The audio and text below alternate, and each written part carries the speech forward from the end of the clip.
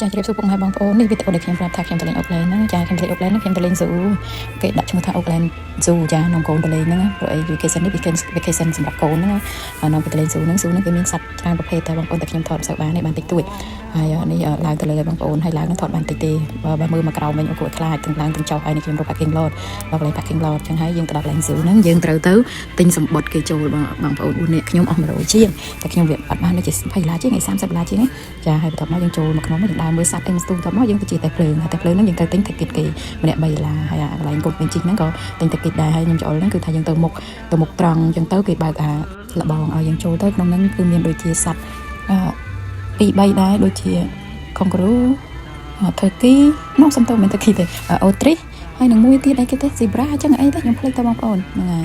នេះ ostrich នេះវានៅក្នុងផ្លូវយើងចូលមកចិត្តយើងជាតែភ្លើងចេញចូលហ្នឹងបន្ទាប់មកទៀតខ្ញុំក៏បានមកមើលនេះបងប្អូនគិតផ្កា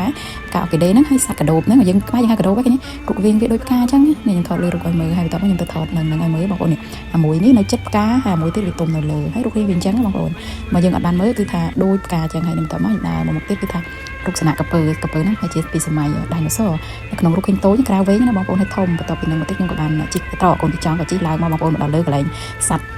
អានេះហៅអីគេ zebra ណូស៊ីប្រាសេះកង់បងប្អូនឃើញមានកផ្លោកខ្ញុំគ្រាន់ឃើញផ្លោកនៅឃើញទឹកគ្រឿងបន្ទាប់មកឃើញដូចជាផលិតឲ្យរំចង់ទៅគេដាំនៅហ្នឹងថាអូមើលហើយគេដាំបានហើយបន្ទាប់មកខ្ញុំក៏ចុះមកវិញតែមុននឹងចុះហ្នឹងទៅកន្លែងមួយទៀតនេះថតពីលើមកមានកបៃព្រៃមានអីចឹងគេមានប្រដាប់ឲ្យយើងមើលឆ្លោះមើល zoom ចឹងណា zoom ទៅដល់មើលកន្លែងទេសភាពមានផ្ទះមានព្រានយន្តហោះអីហ្នឹងមើលឃើញនឹងច្បាស់ចាហើយកន្លែងហ្នឹងគឺថាខ្យល់ហើយលេនេះរូបនៅស្រុកគេហ្នឹងគឺក្តៅដូចខាងខ្ញុំ Austin Texas នេះទេ Austin ខ្ញុំ Texas នេះគឺថាក្តៅនេះអត់ទេហើយបន្ទាប់មកខ្ញុំក៏នាំគ្នាចុះមកក្រោមវិញបងប្អូនគឺថានៅដើរយូរដែរហើយកូនគេហត់គេឃ្លានដែរក៏ចុះមកក្រោមវិញហើយក៏យើងចេញពីកន្លែងហ្នឹងចេញពី Zoom ហ្នឹងទៅរកអីញ៉ាំហ្នឹងបងប្អូនហើយនេះខ្ញុំនៅថតឲ្យមើលគឺថាជីកត្រកហ្នឹងក៏សប្បាយដែរបងប្អូនគឺម្យ៉ាងដែរប្លែកហើយគេមានតែម្យ៉ាងទៀតអង្គុយទៅទេសុទ្ធតែវាខូចហើយវាចាស់ហើយចឹងទៅគេបិទចោលមានតែហ្នឹងឯងវាថ្មីយើងជិះមកតែហ្នឹងអត់បាច់ទិញតិកេតអីទេអត់ដូចយើងជិះតែភ្លើងទិញតិកេតទេអាហ្នឹងអត់ទិញទេគឺថាយើងទិញសម្បត្តិពីក្រៅមកហើយគឺថាជិះអាហ្នឹងគឺព្រីអត់បាច់ទិញតិកេតទេបើយើងជិះតែភ្លើងយើងត្រូវទិញតិកេតគេម្នាក់$3ទៀតបងប្អូនចឹងហើយជិះបើយើងមានកូនតូចចង់ជិះដូចថាសេះកត្រកក្បាលហោះអីហ្នឹងយើងទិញតិកេតគេផ្សេងទៀតតែកូនខ្ញុំធំៗហើយ10ឆ្នាំជាង11 12 13ឆ្នាំហើយចឹងហើយគេចង់ទេគេចង់តែ